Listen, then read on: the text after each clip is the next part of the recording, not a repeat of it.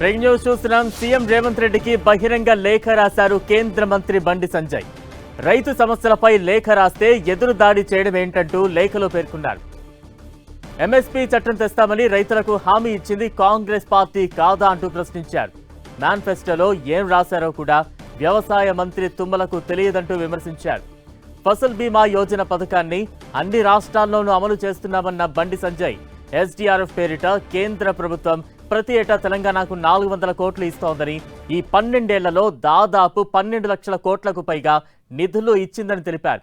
కేంద్రం సహకరించలేదని భావిస్తే ప్రధానమంత్రికి లేఖ ఎందుకు రాయలేదని ప్రశ్నించారు.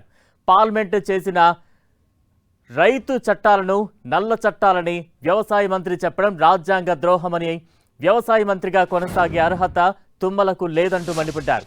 ఇప్పటికైనా రాజకీయ నిందారోపణలు, ఎదురు దాడి మాని కొనుగోలు కేంద్రాల వద్ద అన్నదాతలు పడుతున్న బాధలు తెలుసుకోవాలని సూచించారు కేంద్ర మంత్రి బండి సంజయ్. కనీస మద్దతు ధర అందించడంతో పాటు రబీ సీజన్లోనూ అన్ని రకాల వడ్లకు బోనస్ చెల్లించాలని డిమాండ్ చేశారు. వ్యవసాయ మంత్రికి కాంగ్రెస్ మేనిఫెస్టో పైన, వడ్ల కొనుగోళ్లపైన, కేంద్రం అందిస్తున్న సహకారం పైన అవగాహన కల్పించాలంటూ సెటైర్లు వేశారు.